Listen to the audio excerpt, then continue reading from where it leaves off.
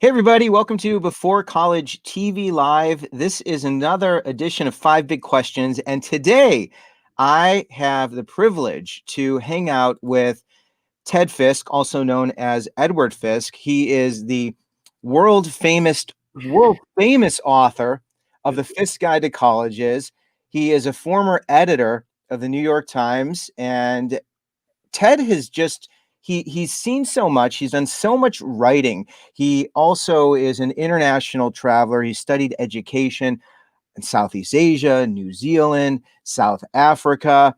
He's published several other books with his teammate, partner, Helen Ladd, who's a professor at Duke University. And Ted is just an extraordinary individual, someone who I love hanging out with. I've had the privilege of actually being able to break some bread to share some meals with Ted. Everybody, please welcome Ted Fiske. Great to see you. This Thank is you. pretty dramatic. Now, on that note, can we stop and go home? It's got to be downhill from now on. Oh, I know. It might feel that way, but boy, we have a mountain to climb, and I am excited to be here with you because I have a ton of respect for you. I don't know if I've ever told you that. Have I ever said that?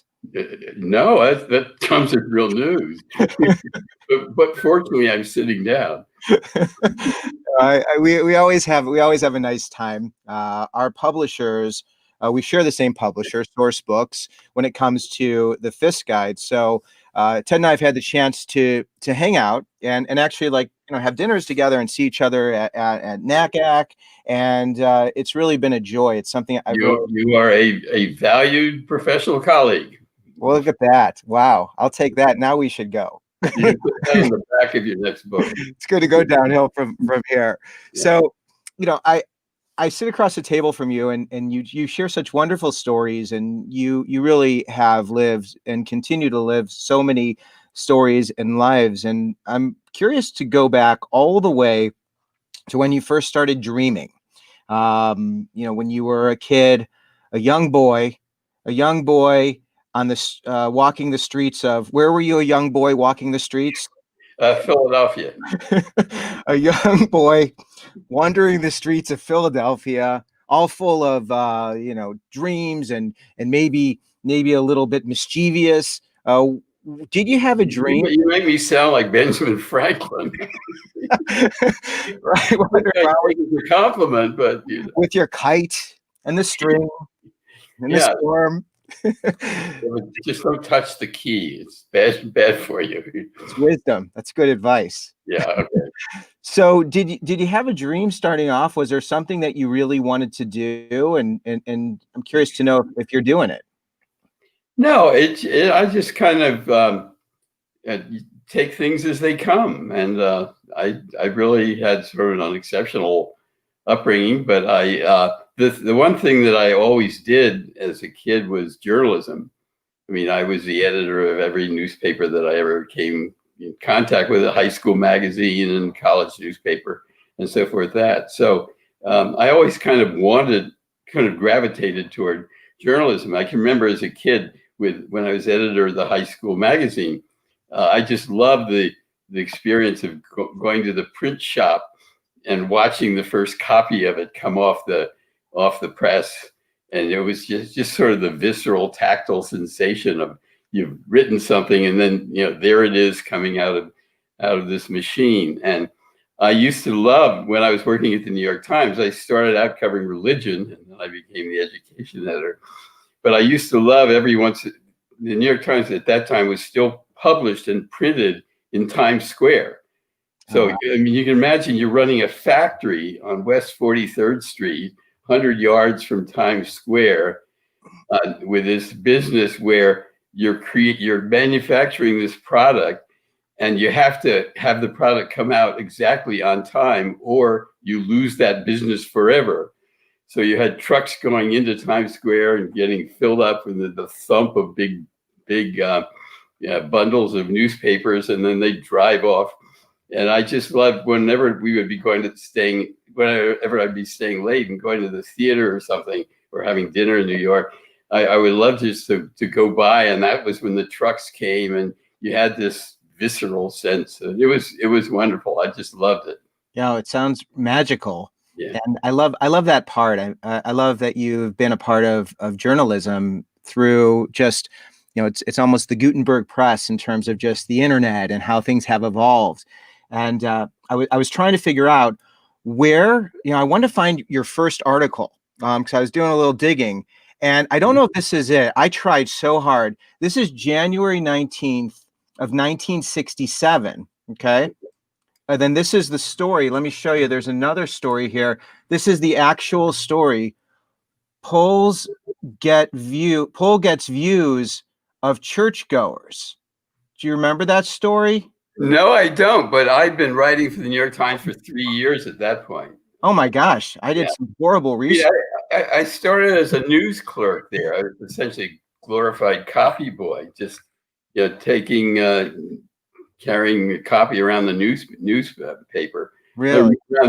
around the newsroom, and then I became a reporter. And when I went into journalism, I thought if I'm going to be a journalist, I want to work for the New York Times, which was the best paper. Right. And so I took a copy boy job just so I could sort of get within the institution. And I figured either I would get promoted, or if they didn't find it in their they didn't think I ought to be promoted, maybe I should find another profession. Right. But it worked. I became a reporter within a year, which was actually quite fast at that point. And I have a degree in theology, so that was my other sort of background. And I'd worked at a church in Harlem for a while. Uh-huh. And so they assigned me to the religion desk. And it was a great time to be a religion reporter, because it was right after the Second Vatican Council. And you was all the turmoil in the priests and nuns leaving the church and getting married, and all these doctrinal disputes. And I used to have to go to Rome every summer or two, because I figured out God goes to Rome in the summer, usually October, which is when the tourists have left, or at least a lot of them. But the weather is still spectacular. Yeah. And so there was that. And I was essentially watching a medieval institution take on the Enlightenment, modernism, the New Left, and the Protestant Reformation all at once. And so that was a great story. I was always writing leads like, for the first time since Martin Luther, blah, blah, blah, blah, blah. Yeah. And then after that, everything, no pun intended, but sort of petered out. And it was the rise of all the cults and the sects, and the Children of God. And I went on a kidnapping where some parents rescued their kid from this. You were there. You were part of the rescue. Yeah, with a photographer. Yeah, with a photographer. Yeah. Was it a van? I imagine a van. A van? No, they just sliding door, and they grabbed the. No, it was just a family sedan, and they took him down to Middletown, Connecticut. But anyway, so that was a very different kind of journalism, because the first period where I was watching all these structural changes in the Roman Catholic Church, then this one, I was just what I knew about church history. I had a degree. It was very helpful, so I could put things in the perspective of 400 or 500 years. With covering all the sects, the job was essentially to try to communicate the sort of religious experience that people were having today to the reader. So it was a very different kind of writing, and it posed its own challenges, because if you have a bunch of people sitting around in a circle speaking in tongues, it's a little hard to be inconspicuous. And as a journalist, you're the observer. You don't want to participate. So but you develop techniques for doing that. Yeah, it was a lot of fun. I mean, you were in the middle. You were in the middle of it all, and then I got to be very good at dealing with people who held firmly to dogmatic beliefs, because that's religion. So they decided they needed an education editor. They thought, hey, he can probably handle education. So, Did you want to do that? Was that something that excited you at the time, or yeah, was it yeah. like, Yeah, I mean, journalistically, there were in the weekly parlance you call back of the book sections, but I had a subject I was talking. I became pretty knowledgeable about it, and so it was very similar to covering religion, covering education. Not a lot of breaking stories for the next day's news.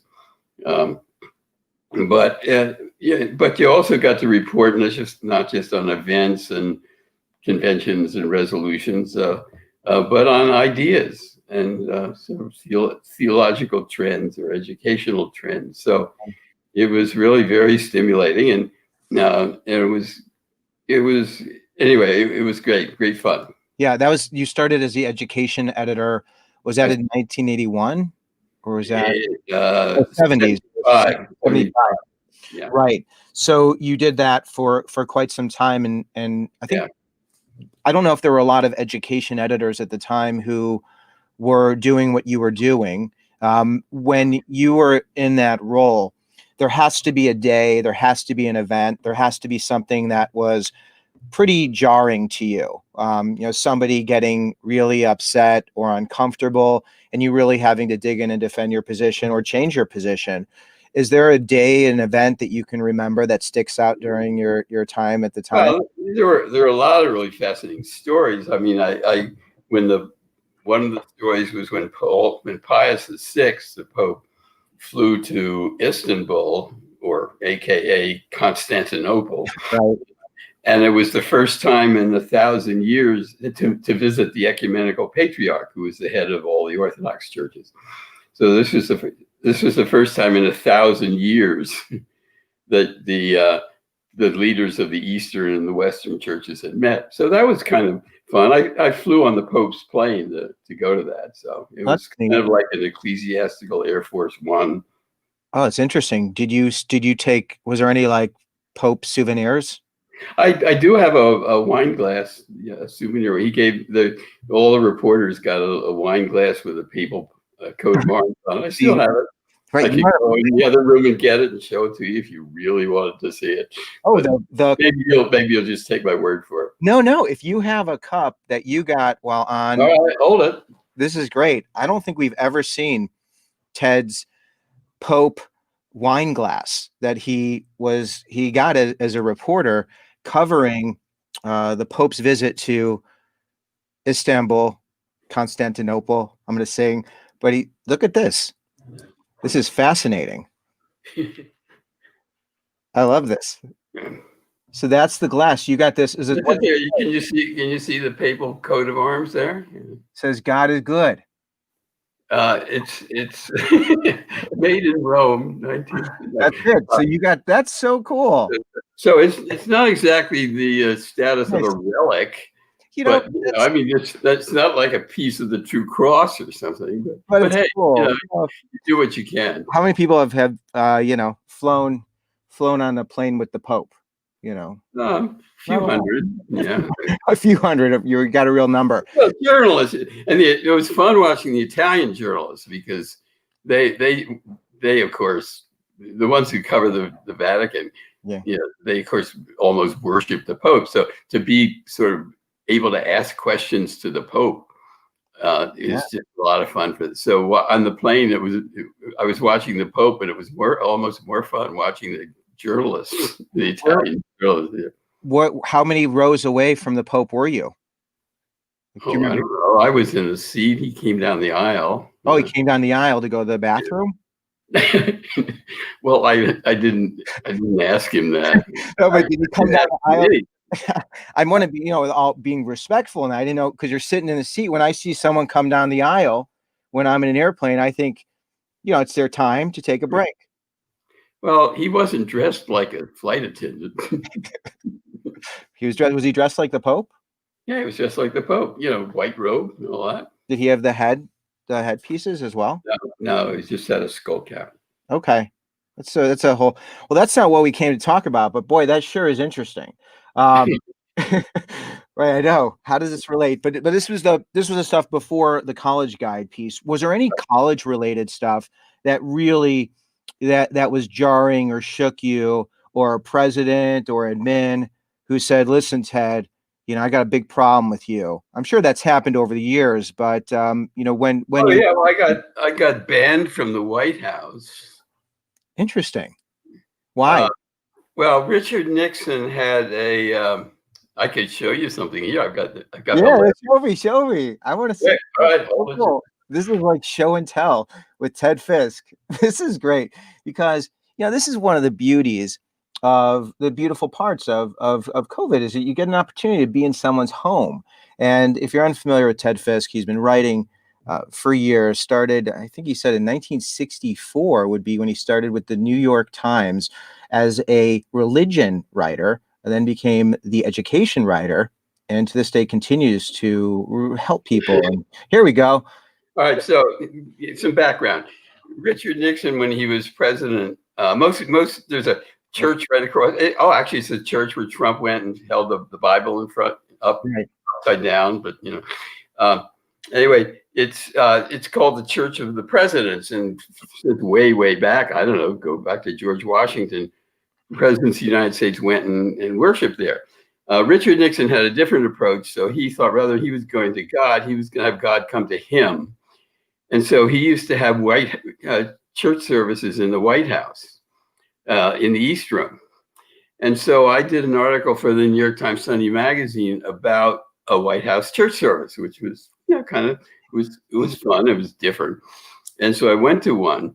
And one of the points of having the White House church services was they weren't strictly religious. They were services, but they had there was some politics there. It was a chance to invite your followers and friends and potential donors and so forth to come and be in the White House. And so I mentioned this in the article that there were some religious motivations to this, to these church services. Political motivation.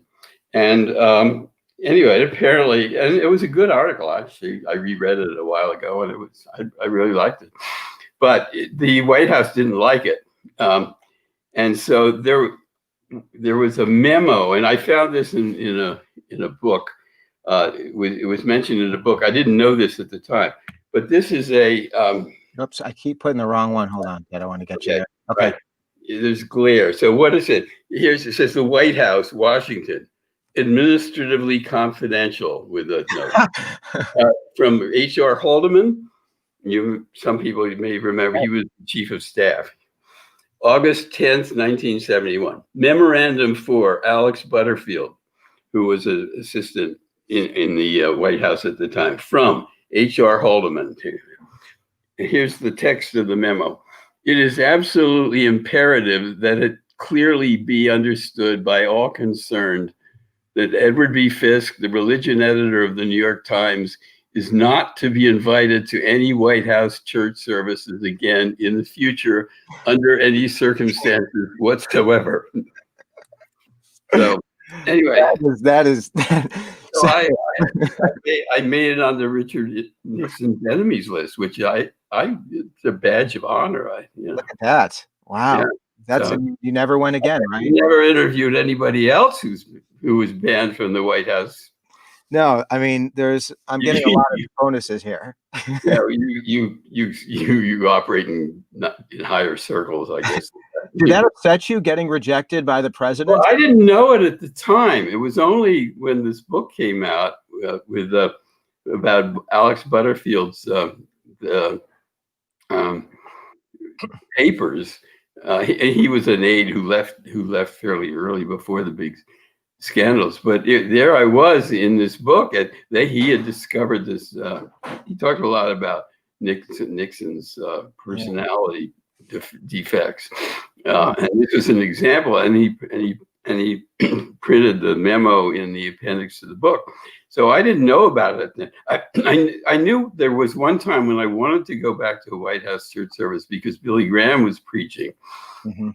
And I had interviewed Billy Graham a few days before that, and they wouldn't let me in. They wouldn't give me a pass. And Oh, I even asked Billy Graham if he would put in a word for me, and he said he would, but it didn't help. because So, you're banned. so I was banned, but it took about 30 years before I knew that I was banned. Right. I wonder if it's better to have it, to have to wait 30 years. Then you have to deal with the hurt feelings and, he's gone anyway because he was banned. So you I'll have to give some thought to that, Harlan. I can't give you. I was hoping to get an answer on that one. So as the education editor, you're in the middle of schools providing just an enormous amount of information. Just the whole landscape of college and higher ed started to change, and you felt that the consumer needed better information. Yeah, what happened was this was the early 80s. I mean, it's been going for close to 40 years now. The last of the baby boomers were finishing up with college because baby boomers were born from 46 to 64. So they were finishing up in the late 70s, early 80s. And so the number of high school graduates was declining, and colleges were worried. A lot of colleges were worried about filling up their classes. So they became very aggressive in their marketing. Now, as we look back on this, it all seems very kind of quaint. It was 4-color brochures and mailboxes and videos. Remember them? Videotapes. It's an old technology that Yeah. you can't work these days. But anyway, so the colleges were doing a lot of aggressive marketing, and I had a lot of fun covering this. I wrote an article for Atlantic Monthly about it, then called Atlantic Monthly. And because the colleges were doing some wild stuff. One of my favorite stories is there was a school in Indiana, which is, flat, and there was a huge rainstorm, and an enormous puddle formed in the middle of the campus green. And so an alert person in the PR office went out and took a picture of this lake. It was half an inch thick, but it was a lake that had formed. And then you got some students to sit around the edge of it. And by and large, that picture appeared in a view book the next year. But unbeknownst to the editors of the yearbook, if you looked carefully at the couple of the students who were assembled to sit by the side of this non-lake, they were smoking a joint. Oh yeah. And so I don't know, but it ran in the college view book. Right. So I don't know. My guess is it probably helped boost applications that year. I don't know, but anyway, they were doing all these sorts of things. So it was a lot of fun to write about it, and I did it several times. It was on the front page of the Times. I did it in the business section, and so on. But then it occurred to me, and my publisher at the Times had a book publisher at the time, Times Books, logical. And we decided somebody needed to come in on the side of the consumer to cut through all this propaganda, one-sided propaganda, which was coming from the colleges. And so that's how the Fiske Guide was born. It started out as the New York Times Selective Guide to Colleges, but it became pretty controversial, which is another whole long story. But because I was saying things in the book that I couldn't say in the newspaper. You wouldn't say, some students say that the dormitories are palatial, others say they are like hellholes, or some people say the food is great, or some people don't. I mean, it just wasn't what you do in the college guide. The purpose of the Fiske Guide is to talk about the culture, the institutional personality of the schools, and to convey that. Right. And it's not something you would put in a newspaper. And so anyway, Times took its name out, and I got a lot of publicity and the book. And so the rest is history. And then eventually people just kept referring to it as the Fiske Guide. So it became eponymous. And Right. yeah. What part of writing the guide? Let's go back to when you started writing it, because I want to ask you this as a two-part question. When you started writing the Fiske Guide, what part of it gave you the most joy when it was in its earliest stages, when you first started putting it out? Well, I think this may sound a little strange, but I think the most interesting thing was to realize and to be able to write about the incredible diversity of American higher education. I mean, if you look at universities in Europe, first of all, they're mainly universities. You don't have a lot of small liberal arts colleges, but you tend to go to the university, to an urban university near you. I mean, that's sort of the pattern. Now it's getting a little more complicated, but in the United States, that's not the way universities were founded. They didn't grow up around big cities. As a matter of fact, the exact opposite, because a lot of the origins of American higher education, there was religious denominations, and what they wanted is to get students out in the boonies so they could teach them their own particular religious philosophy. So Cambridge, when Harvard was founded in 1836, Cambridge was a suburb. Well, it wasn't even a suburb. It was a separate city from Boston. Princeton's still out in the boonies. New Haven is, not near anything. Yeah. So it was. My wife just walked in. She wanted to see. I love that. This is what we get. This is the beauty of being able to do this. Yeah. Because I've heard so many wonderful things. You were talking about how they would. There's this incredible diversity of American education. So you've got everything from single-sex 2-year colleges in the boonies to world-class urban universities, some private, some public, research universities. You have evangelical schools, you have Jesuit schools, you have HBCUs. There's all these kinds of choices of different types, and the risk. There was editorial risk of, once you'd written about the 17th small liberal arts college in Ohio, where the faculty often invite the students to their homes for dinner, they would all sound alike, Kenyon, Denison, Ohio Wesley. How do you tell them apart? And that was a risk, because I didn't know what the answer to that was. But the fact is that even colleges that look alike, on the surface, in terms of enrollment size and programs and so, are very different. They have their own culture. They have their own histories, especially. And no school can ever get away from its history. It's just part of its personality. And so that was fun, was to realize there was this incredible diversity. So there's lots of interesting stories to tell about American colleges and universities, and then to boil it down and to write an essay anywhere from 1,000 to 2,500 words, conveying that unique personality, that unique institutional culture of the schools, and the culture persists. I mean, even the men who go to Vassar, after Vassar was a women's college, right. Then it started accepting men. But the interests of the men who went to Vassar were not all that different from the interests of the women who were there before. I mean, it's designed for certain kinds of people who gravitate there, and so that was fascinating to realize. Yeah. And when you're researching these schools and trying to uncover the cultures and the stories and the histories, did you have to physically go to each of these schools, or would you use your surveys and reporting to capture that? We got 325 schools, so there's no way I could. Road trip. And also, if I visit a school, I get a fairly distorted view of it, Which, I mean, that's interesting, because I meet a couple of future Rhodes Scholar students and see the honors program.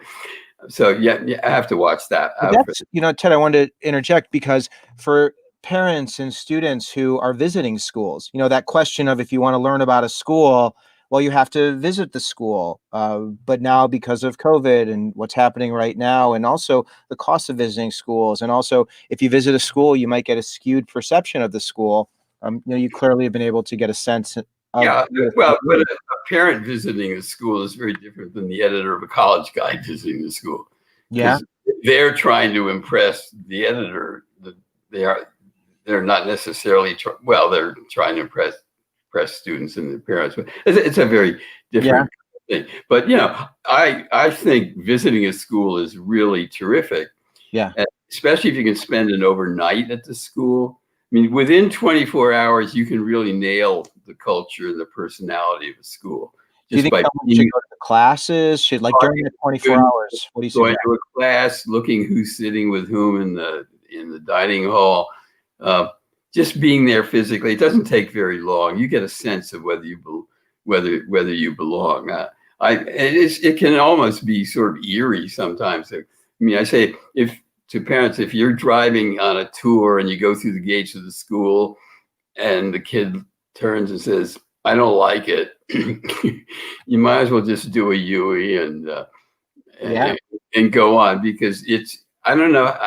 Don't ask me to explain why there's something subliminal about it. Right. But there is, the thing to do is to look for this personality, and it evolve. Personalities can evolve, but they don't change. And I guess the most dramatic example of this, bear with me a little bit, was University of Pennsylvania, which is an Ivy League school, one of the top schools in the country. And we get questionnaires from the administration, and then we get questionnaires from students. So that's the basic method, not just visiting, although I do visit some. But and so we were reading. This is for the first edition. Oops. We were reading the first edition, and I was reading the questionnaires from the students at Penn, and there was sort of an undercurrent of anti-intellectualism which ran through these questionnaires, which was sort of, I couldn't quite understand. So I put it aside for a while and did some interviewing. I talked to provost at Penn, who's a friend of mine, and what I discovered was that the Penn was founded by Benjamin Franklin, which I know, and even though I grew up in Philadelphia, I didn't realize that the liberal arts traditions at Penn were really pretty much post World War II. Over the first couple hundred years, Penn built its reputation as the first medical school, the Wharton School, business school, first psychological clinic, and so forth. And even to this day, it's a leader in service learning and service research. So Penn always had this tradition of pragmatic knowledge. It's not just technical, but what I realized was this went back to Benjamin Franklin, who was sort of the ultimate American pragmatist.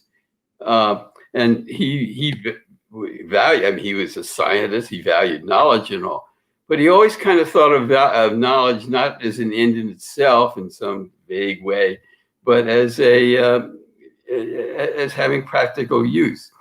And so it makes sense that over this 200 years, Penn would follow in this sort of tradition, respect for the pragmatism of knowledge. But then the idea, and this is what I found so staggering, the idea that the values of some guy who died more than 2 centuries ago are showing up unsolicited in the responses on a questionnaire to kids in the early 80s was just staggering. But to me, it was the ultimate example of the consistency of a culture and a tradition.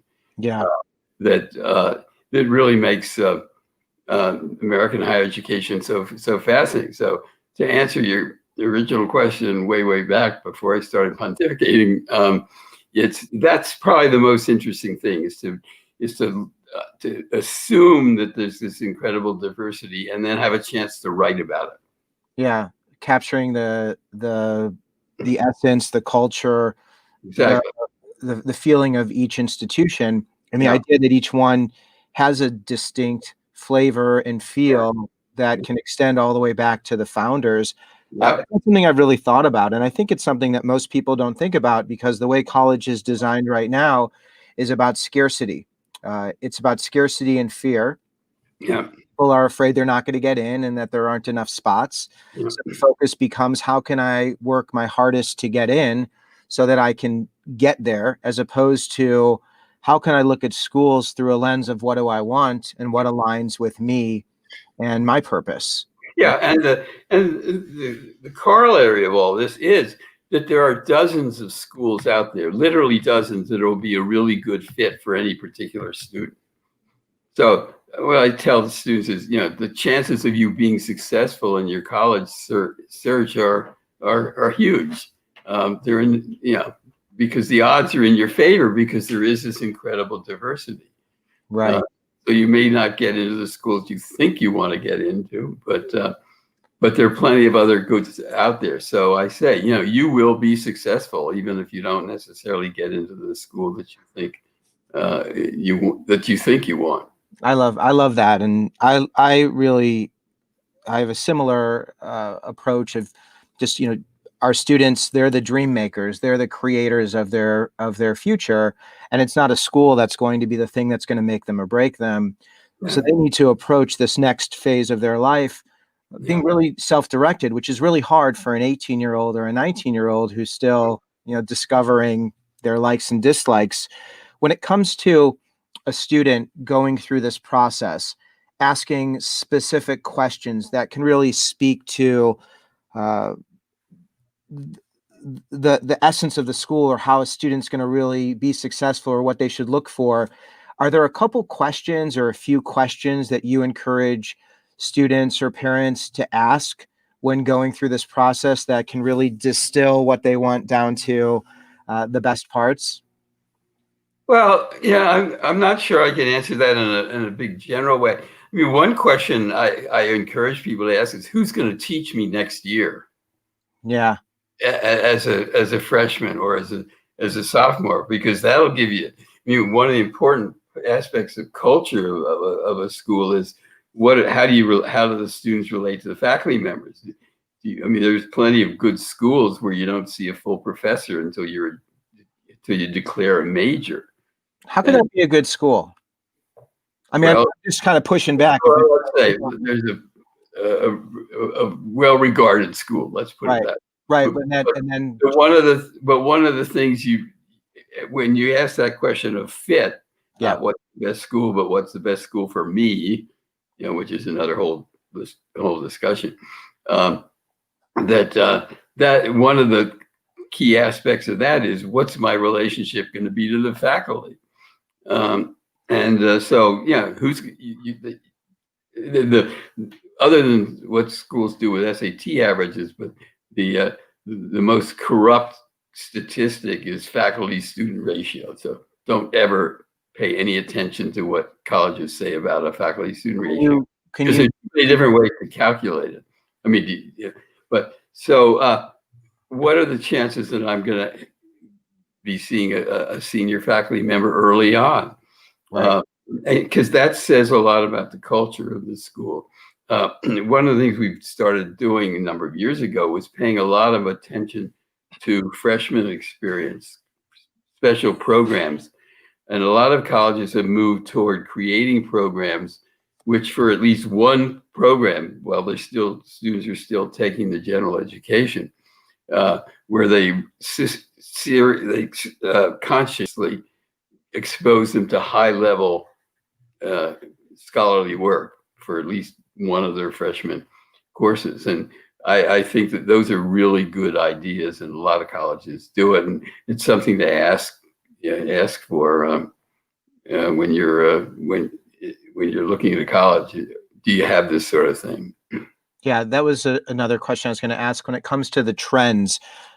Looking at the first guide that came out in 1982 versus the 2021 guide, uh, when we would take those schools, if we take the schools and kind of compare one to another over the course of almost 40 years, are there certain trends, things Yeah. that have jumped out most recently that Yeah. you can highlight? Yeah, there's been some evolution. I might just, as an aside, the fact that there is these cultures and institutional personalities persist is a reason that right now, as we prepare the next edition, we're talking about campus life and dormitories and stuff. And a lot of that's going to be outdated by the time the book comes out. So, but the fact is that the culture is going to persist. Mm-hmm.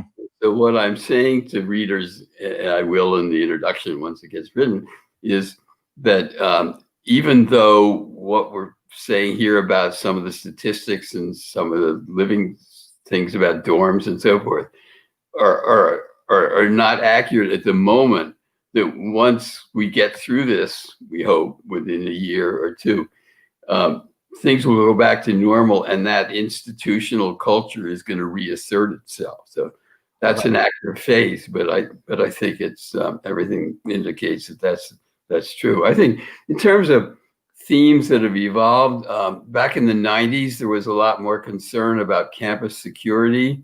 Right. So we started asking questions about that. More recently, there was a lot of concern about sexual assault. And so we started asking questions about what programs did the colleges have to combat that. There's also in the last few years been much more concern about the value of socioeconomic diversity. That if you're going to get a good education, you really have to do so within the context of a diverse group of fellow students.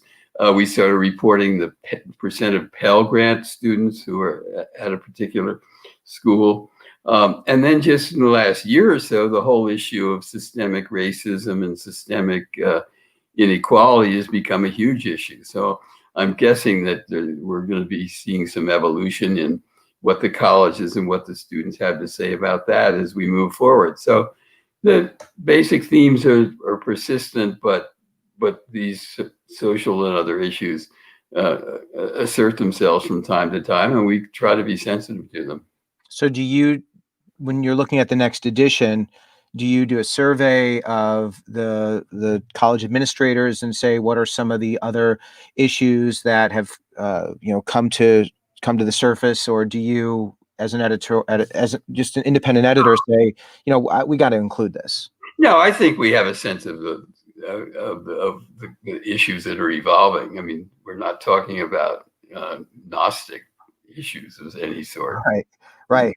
And you're still actively involved. Like, I've seen you at NACAC, and that's the National Association of College Admissions Counselors.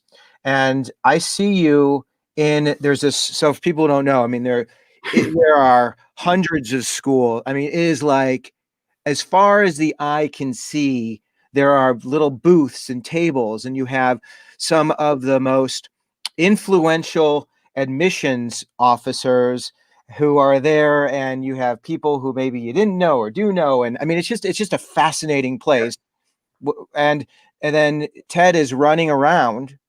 You run. I've seen you running around to each different school to fill in the blank. No, I hop. I don't run. You hop and you put on your bunny ears and your tail. Yeah. And you hop around the hall. But you really are, it's fun to watch you. Do you still have, well, you've got a lot of passion for this. I mean, it's interesting to me to see that you seem to have a love for this. Is that just an illusion, or do you really still have a passion for this and do you still enjoy this? For all the reasons I've said, higher education and colleges are really fascinating, and I'm a journalist. I like to write about it, but I also have a huge amount of respect for higher education, and so it's fun, but it's also important, and it's almost scary sometimes when a reader. I mean, I have a sense that I'm doing something useful. That I'm really basically trying to help people by informing them and talking about what really counts in a college and what what doesn't. And it's almost scary when somebody will come up to me and say, you know, I went to name a college because of what you said in the Fiske guide. Uh-oh, good. I'm They not have sure I their want that responsibility, and I hope I wasn't the only reason that you went to a right. school. But on the other hand, I like the idea of being able to suggest, which happens a lot. People say, yeah, especially with women and singles and all women's colleges. Uh, and I have a huge respect for all women's colleges because most colleges are really pretty sexist, male chauvinistic places, and men tend to dominate airwaves, and women tend to do better in seminars and all. And there's a lot of sexism in the structure of higher education. I mean, just look at the male female ratios on faculties, especially in the sciences. But the women's colleges don't have this. Women, schools like Wellesley and Smith and Holyoke and Bryn Mawr, I mean, yeah, Swarthmore, Bryn Mawr, they really know how to empower women. And so I always say to women when I'm talking to people about colleges, you know, don't dismiss the all women's college as an option, because you be in an environment for 4 years where they're not fish bowls, they're not test tubes anymore. There's plenty of social life. You're going to be spending 4 years where people expect you to perform, and they're real. And so every once in a while, somebody will say, you know, I never thought. I know one woman, it never occurred to me, but she was swinging through Massachusetts, and it was in Northampton, and took a look at Smith and ended up there, and it was a terrific match. So I'm not sure how I got started on this, but I think that I love stuff like that. I mean, I don't hear people say that. And also I think it's interesting that you have this very strong belief system that those schools are more equal, or at least empowering for women, and the sexism piece I and how mean, that if you look, even going back to the 19th century, the women's colleges have always been very strong in science.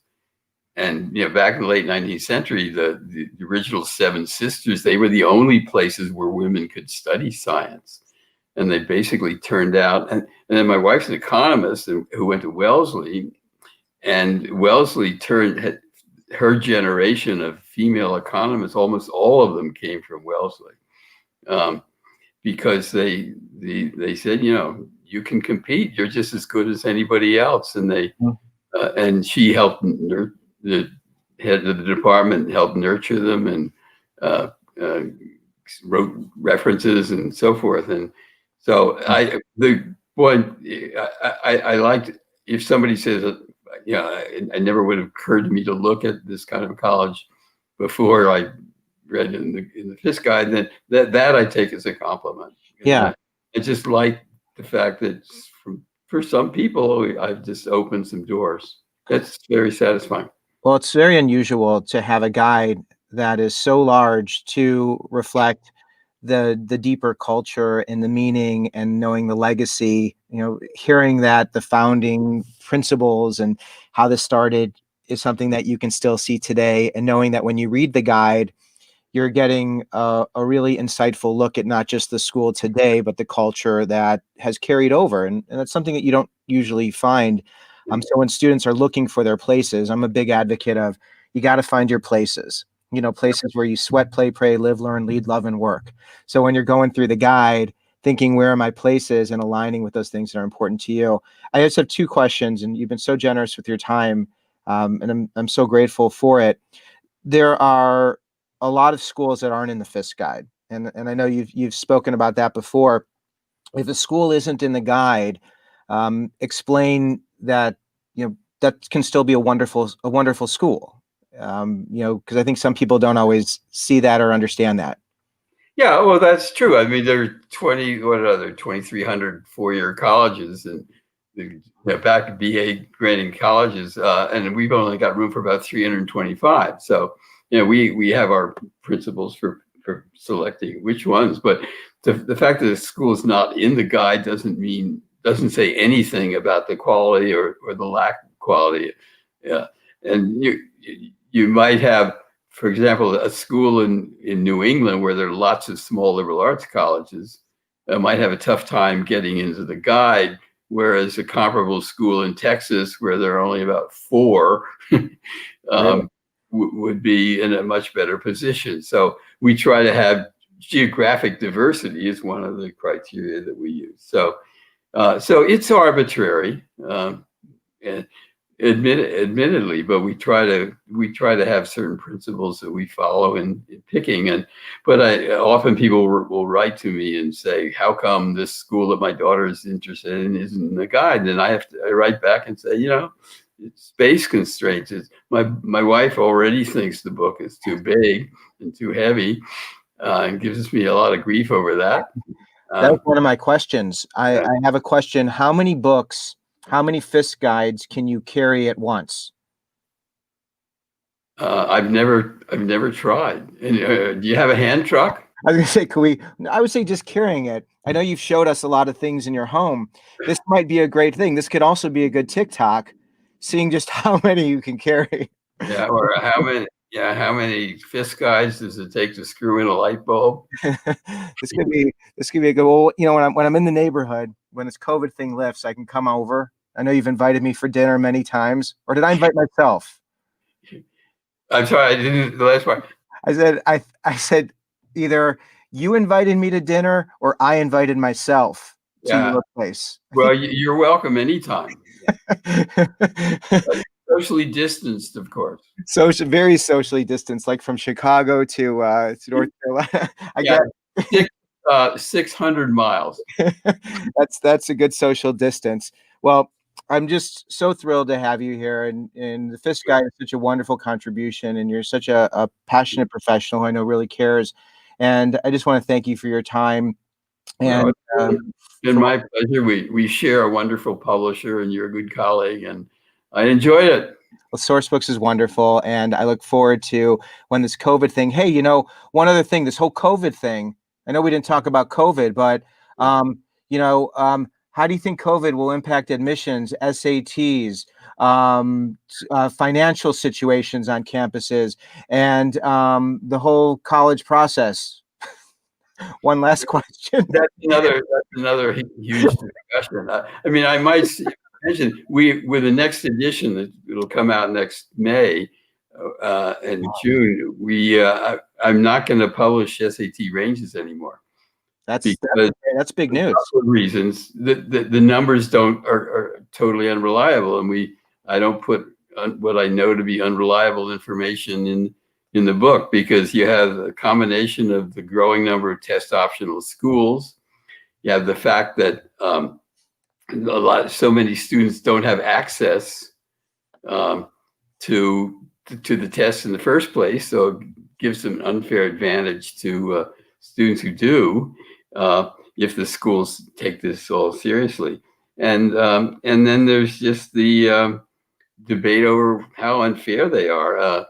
The test, it used to be that the SAT scores was a way to sort of identify that diamond in the rough student, who might be in a not very good high school, But now with test prep, it's that it doesn't mean any of that. It's made that it made colleges useless and the tests useless for that purpose. So at least for the next couple of years, we're just not going to publish the tests. The scores, the ranges are readily available. You can go onto the college website, but I just don't want to be in the business of publishing information that I know not to be reliable.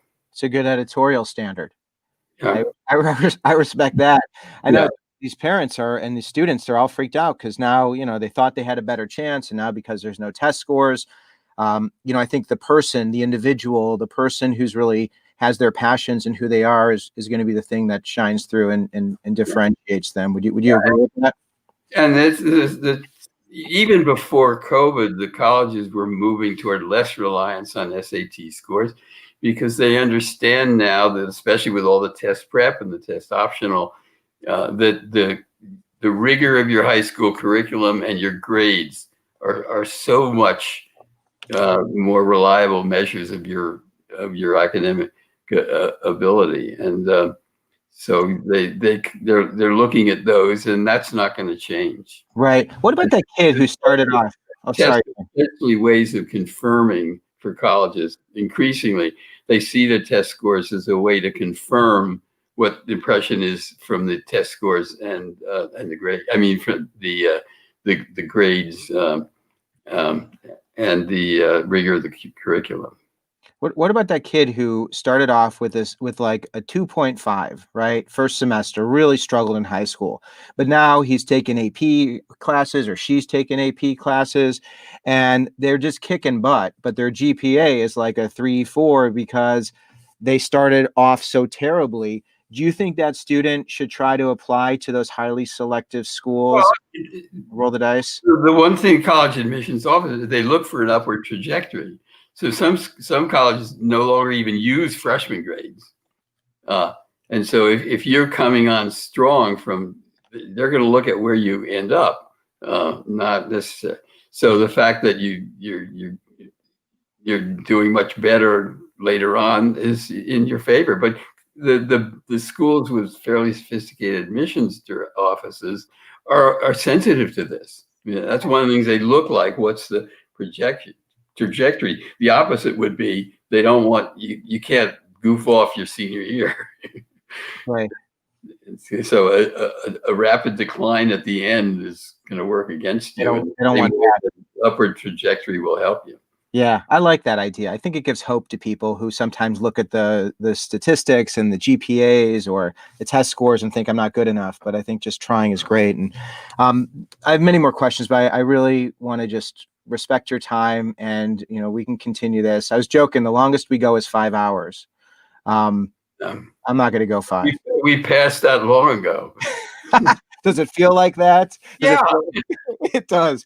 Well, I don't like listening to myself talk that long. Oh, you are. I never learn anything new when I talk. You don't, huh? Well, I sure did, and I know everybody watching did. And I want to give you a big thanks. And for anybody who's interested in getting a copy, the Fiske Guide to Colleges is something that should be on everyone's shelf. Definitely check that out. This is Ted Fiske, a wonderful person, author, and journalist, and grateful to have you here.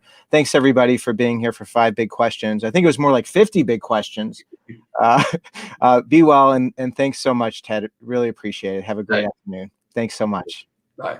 Thanks, everybody.